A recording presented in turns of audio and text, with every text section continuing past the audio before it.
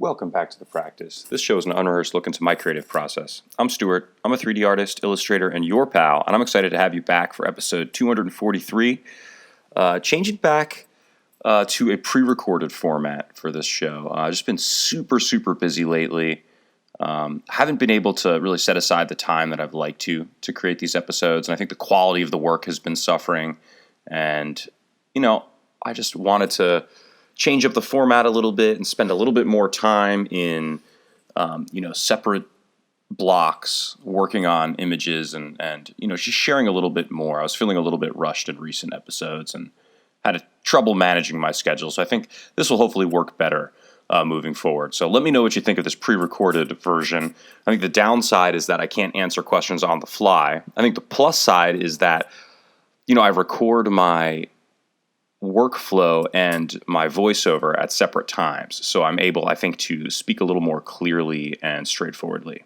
Sometimes it's hard to live stream, image making and narration concurrently. So anyway, what we've got for this episode is we're making this little cave scene. And I'm going to use a handful of different 3D programs here. And I'm going to do a pretty significant paint over. But what we're working on so far, what you've seen so far, is I've taken a random field and I've dropped that inside of a volume builder and a volume mesher. We've used this technique in the past. It's a really great way to use noise to build these sort of random volumes. And what I'm doing is playing with the clipping and sort of the range here. There's some sliders inside of that random volume, or that random noise, that allows you to, not only change the shape of the noise, but sort of the density of the noise cloud. So here I am, just kind of, adjusting that volume, getting an angle that looks right. What I'm trying to balance here is having enough volume, enough of geometry to create an interesting cave shape, while having enough openings to let some of the light pass through. So you notice what I've also got going on is I've added like an Octane sky object. I'm going to reposition that in a little bit here to get the sunbeams kind of flowing in properly. What I'm doing here, though, is I'm actually, we've got our randomly generated mesh to act as our base cave shape. And now I'm using a couple cones that I'm adding into the hierarchy of the volume builder to have some areas where I can control more specifically the deformations that are happening in the shapes of this sort of cave mesh. And now you see I'm adjusting the angle of the sun to get some really cool dramatic kind of skylight coming in. So around here I'm starting to feel pretty good about kind of the basic setup of the scene, although it still needs plenty of detail, right? Just zooming and adjusting and cropping. And of course, please, if you have any questions as I'm working through this is a time-lapse thing. It's moving a little quicker than usual, and of course I don't have the opportunity to answer questions on the fly. So please let me know what you think of this new format, and please let me know if you have any questions or comments as we're moving through all this. I still try to, respond to most of the comments in the section below. So let me know what you think.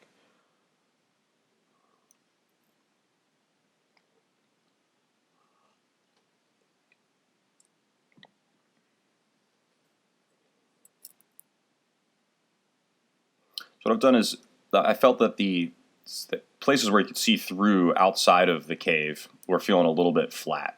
So I added a couple kind of hills in the way of landscape objects to make it feel, a little more substantial out there. And so what I'm doing here is now I've hopped over into Blender, and what I wanted to do was create some kind of like runes, like some kind of carved rock pieces that were kind of left behind. And what I really prefer Blender's sculpting tools over Cinema's, mostly because of that Dynamesh. I really like the ability to add additional geometry only where it's needed. And Blender has more sculpt tools beyond what Cinema has. There's this really great tool that I'm going to use in a little bit here that allows me to sort of define the edges. I think it's like a two-plane pinch tool, something like that. I forget exactly what it's called. Using the flatten tool here. What I want to do is create these sort of pillars that have a kind of rocky, uneven appeal or surface, and then I'm going to use sort of the Dynamesh and the Sharp Draw tool to kind of carve little,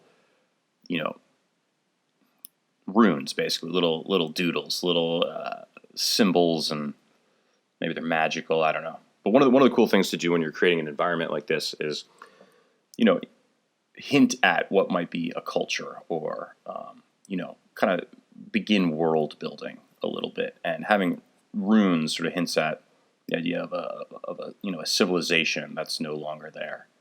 So I always think it's cool to have little bits of a bygone civilization included, something like that.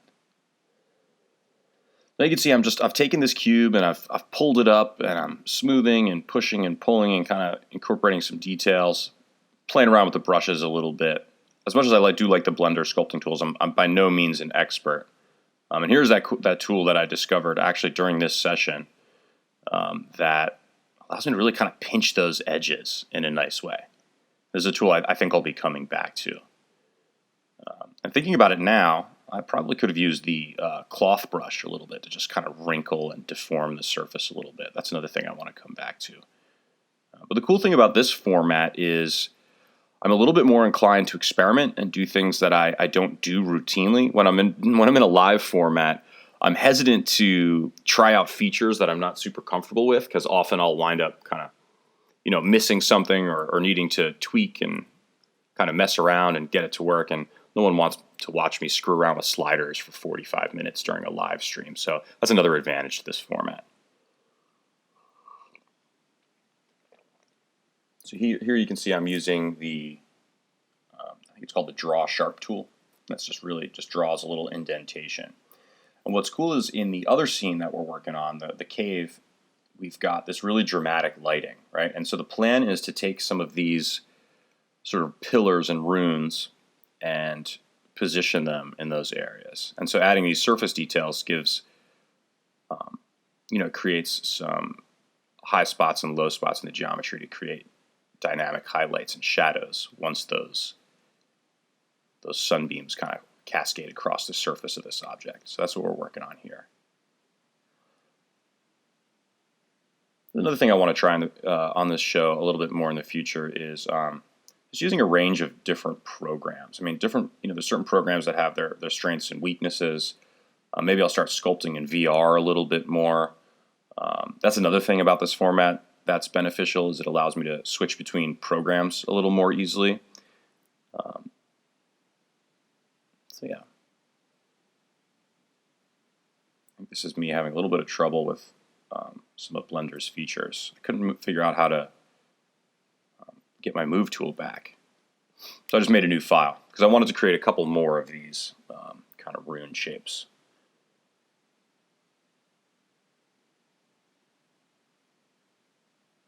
You'll see this one will come together a little bit quicker, I believe. It's because I was a little more used to the tools. Turning off symmetry, making sure I have Dyno Topo turned on. And here I'm back at that sort of edge refinement tool. In sculpting and cinema, I found that often one of my biggest issues was how to redefine a hard edge there. And that tool really does an excellent job.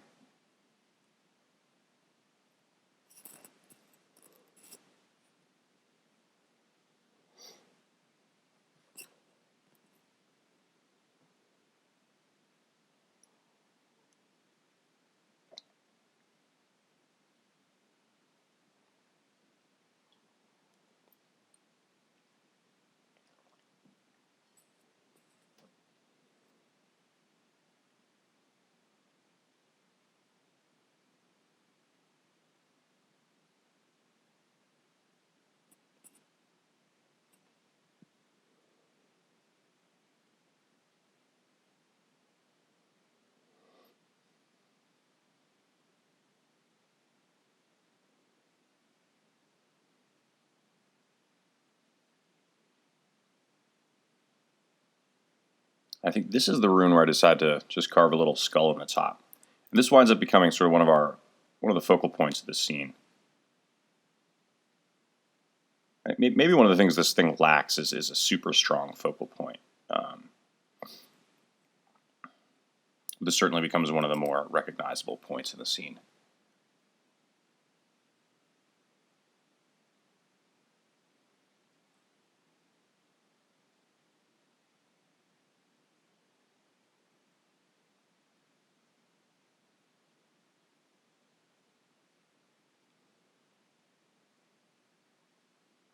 Another thing I'm considering doing for future episodes is including a little thing that shows the keystrokes that I'm using. I forget what they call those.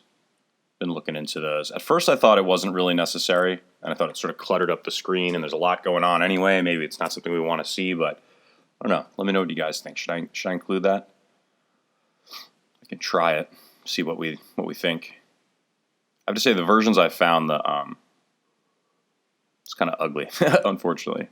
The text, the overlay, it's not the most beautiful thing in the world.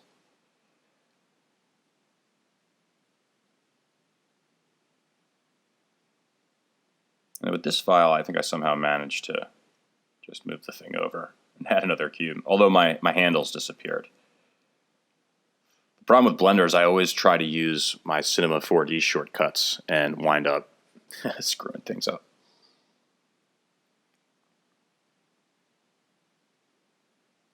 Does anyone know what the E key in Blender does? Because I think I hit that, and I think that may have been what screwed everything up. And now with this shape, I'm going for a little bit more of like a typical kind of rocky form, less of like a totem, less of like a pillar, more just kind of a beat up rocky shape. I think at this point it's still feeling a little bit square, so I need to like kind of beat up some of the edges and make it a little less symmetrical, which is what I'm doing here.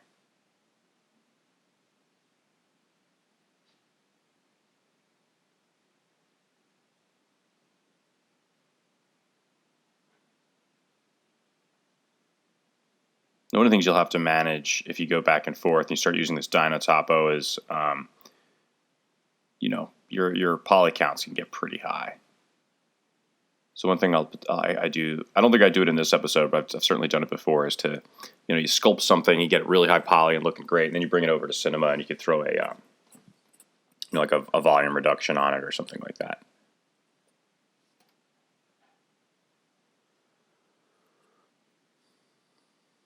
But what I really like about the dyno topo, and I've said this before, I wish Cinema would include a feature like this. It's one of the main reasons I like sculpting in Blender instead of Cinema, is because I can take an object and the section that's not going to be viewable or visible from the camera, I'm just, you know, adding in my areas of high detail there, and other parts of the object can be much lower geo. So it's efficient.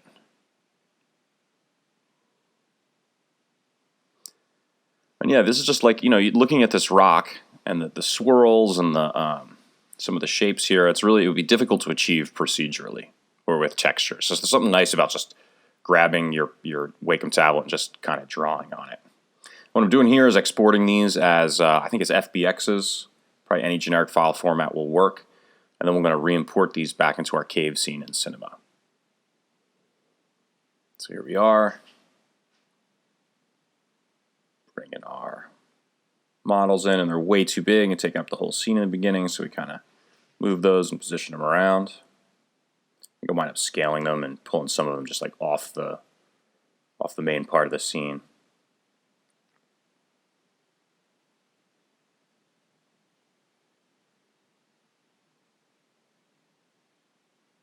And you can see what I'm trying to do is I'm trying to have some of those swirly carved details land in the areas where the sun is shining in at that interesting angle.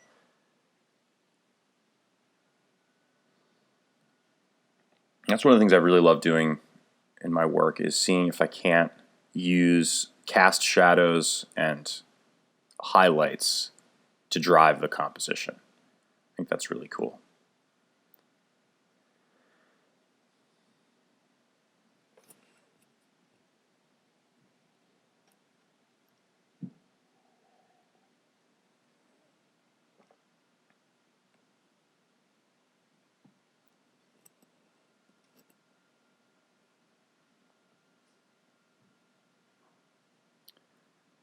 So for a little while here, we're just going to be kind of positioning things, moving them around, getting things in the right order, kind of working with the composition. I guess another advantage to this pre-recorded format of the show is that I can, fast forward. I can time lapse through some of the more tedious bits here where I'm just kind of repositioning stuff.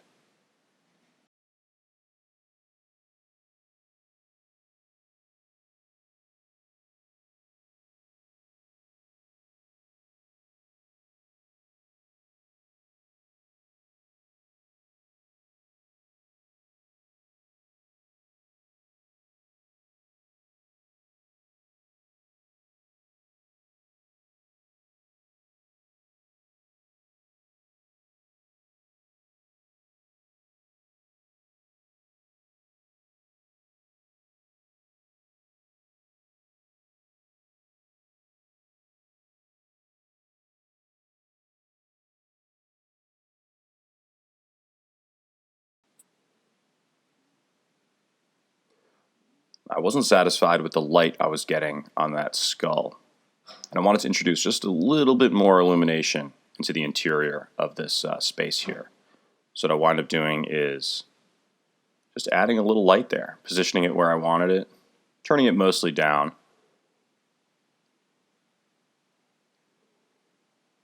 That's just going to add a little bit of a highlight there, a little bit more visibility on the top of that rune, which I dig. Maybe we'll just turn the brightness up a little bit. Even add a camera. I think at this point I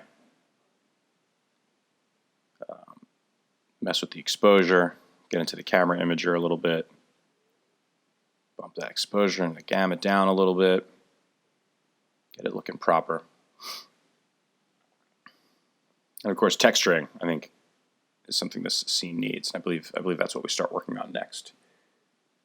Another thing I do is I duplicate this mesh here for the cave, and it's all very smooth. So what I wanted to do is introduce a little bit of roughness and a little bit of a sort of hard edge geometry. Just duplicate the whole thing here. I expand it, I make it editable, and then I put it in a polygon reducer and add a deforming object. What do you call those? I think they're just called, a displacer rather.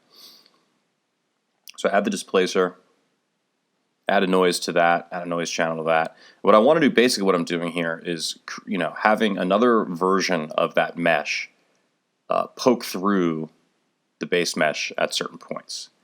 And starting to do that here with a displacer. That's going to create, it's going to give it a little bit more of a natural appearance.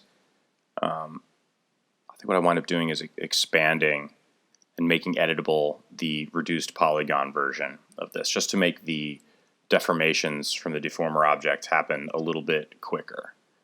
And now we're starting to get into texturing. But you can see with those rocks I've done is I've turned the Fong angle down, and because the geometry is much lower, they start getting these hard, rockier edges. And I think that creates a nice contrast with the smoother edges of the base. Now we're getting into texturing a little bit. And the other thing that these two different versions of the mesh provide us is, another texturing opportunity, basically. So we can have contrast in, the hardness of the form, the angularity of the form, and we can have some contrast in the color as well. Of course, adding a little bit of noise in the bump and the roughness channels gives us kind of a natural rocky appearance, and it gives us a little bit of an appearance of like some spots being wet. You can see certainly in that opening, that central opening in the cave where the light's pouring through, that variation in the ground creates a really natural look.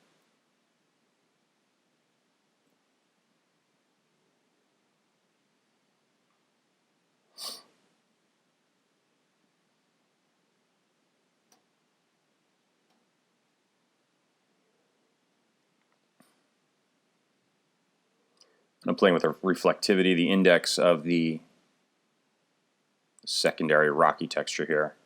Probably a little bit too pink. I think we wind up turning that down and going a little bit more kind of orangey red instead of this kind of magenta-y pink. But we're experimenting a little.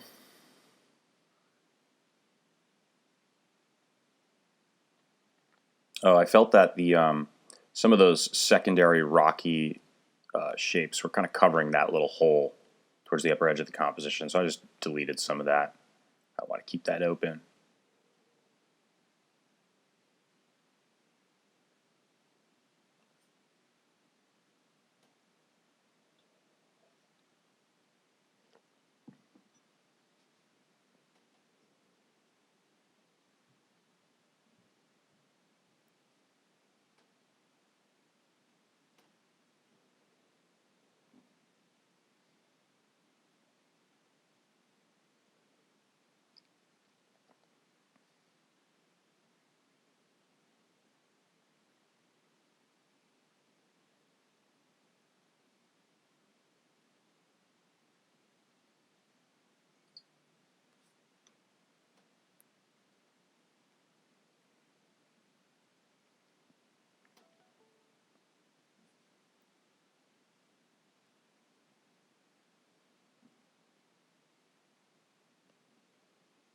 Creating some more textures here. It's time for the runes, I think. Or no, we made a purpley kind of blue texture for the background hills. I always like to make those a little cooler than the other geometry, and that helps with atmospheric perspective, basically making things appear further away. I've explained that a million times on the show, but once more for good luck. Basically, in the visible light spectrum, on the cooler purple end, the wavelength is longer and travels further. So the further things away, the further things are from your eye, the more red they appear. Or, sorry, the more purple they appear. The closer things are, the more red they appear, the more warm they appear. And the further away they are, the cooler they appear. That's why mountains that are far away always look kind of blue-purple. And that's because the only end of the visible light spectrum that travels that distance to reach your eye is the far cool end. Imagine ultraviolet goes even further, because that's beyond our visible light spectrum. It's an even longer wavelength.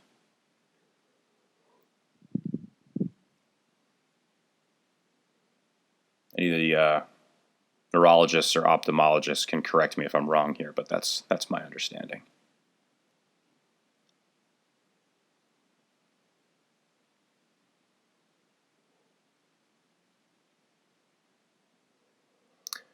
And now I felt that, we've got these overall smooth shapes and things are looking pretty good, but we needed another level of detail. And I absolutely love using the Octane scatter with a bit of simple geometry and a noise distribution that creates sort of this mossy, overgrown look.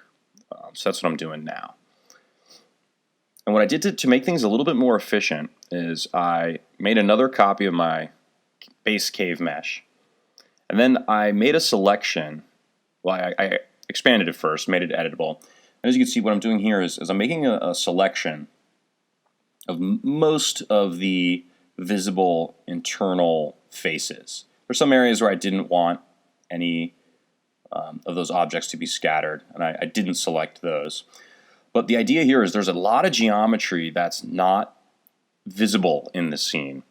And if I just went ahead and scattered an object across that whole piece of geometry, there would be tens of thousands of clones that would be bogging down the scene, but they would be far away from the camera, outside the sort of viewable range of this model at this camera position.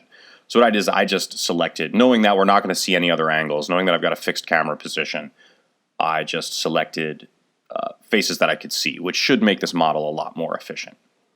And here what I'm doing is I added a noise into the distribution, which gives you this really, really great organic effect. The placement of the clones scattered across, sort of a noisy distribution makes them look really kind of realistic. So land on a look I'm sort of happy with, and you can see how much kind of personality and additional detail that lends to the scene.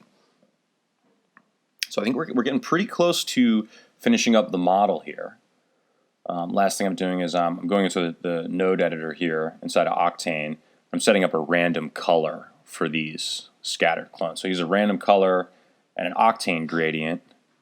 And the colors on the gradient aren't that dissimilar from one another. They're both pretty close, kind of yellowy green colors, but it makes it look a lot more natural and interesting to add just a touch of variation in color to that scattered object. And here's where I decide the pink is a little too pink, so let's push that a little more orangey. It works better. It's like muted sort of olivey green, that kind of brown orange look nice together. Here I'm adding a little bit of noise to the base mesh right in the diffuse channel, to the texture that's on the base mesh in the diffuse channel. I'm turning that down. I just wanted to add a little bit more color variation to that.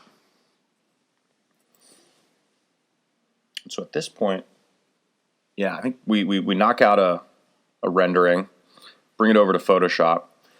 And this first pass, what I'm doing is I'm using a smudge tool, and I'm like pushing some of the highlights around, I'm opening some things up. And one of the things I wanted to experiment with was taking this from a very kind of clean, rendered aesthetic. It looked very, very 3D. And now I'm thinking, can I paint over this? Can I draw and kind of move things around and add a brushy kind of painterly aesthetic and land this thing someplace in between, like a 3D model and a painting. It's kind of experimenting with styles here.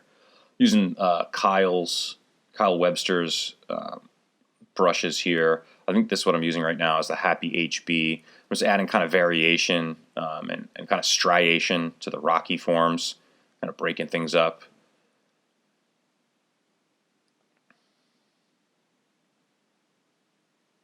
Now the outlining shapes like this really has a flattening effect, right? So as you outline things, they go from a 3D look to a much more cartoony look,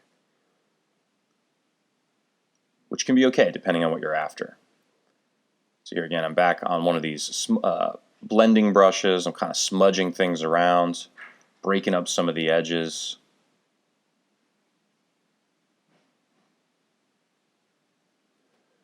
And of course, Photoshop is excellent with color correction, so we get into the curves here and we start playing with saturation and contrast and all that stuff. Now what I wind up doing is I created an adjustment layer that was, I think this is one that makes it a little brighter and a little more contrasty. And then I take that mask and I delete everything out of the mask and I start painting that adjustment layer back in. So you can see here is I'm adding areas that are a little bit brighter. I'm pushing up highlights in certain areas. But the way I'm doing that is just masking this adjustment layer back in. And what's cool about that is I don't actually have to choose colors. I know that the color underneath will be driven by the source image itself. It'll just be a brighter version of that source image. So that allows me to come through and just kind of choose areas to paint in as lighter. And as you can see here, what I'm doing is I'm making a darker, less saturated adjustment layer. And then I'm doing the same thing in reverse. Now here I'm painting in some of the darker areas. And what's cool is this gives you a lot of control in terms of adjusting your values. I loved using the Octane light to throw light into this cave scene. And of course, cinema is a great way to use noises to develop this really organic, rocky scene. And sometimes I just want to really get in there and manually adjust levels and areas of contrast and light and dark and all that good stuff. And there's something about these paint overs that helps break up some of the stiffness of a rendered image. So now what I've done is I've taken all of the painted layers and all the adjustments and everything I've done so far, I duplicated those and merged them into a single layer, and now I'm doing another pass at this smudge tool. And that allows me to take all of the changes that I've made, push them into one image, and then smudge them around together. And again, this is pushing that painterly look a little bit. But also, I found that it was a really great way to get sort of a stalactite effect. So you can see in some of these areas, I'm just kind of dragging straight down And that, like, right there, it like really breaks up the edges and gives you that mossy kind of lush feeling. And that softness actually is a great contrast to some of the rocky, harder edge shapes. So I think we could have spent a lot of time going in here and modifying details and changing things up. I really like the way that the smudging looks in the sky. That gives you a really kind of interesting painterly look. So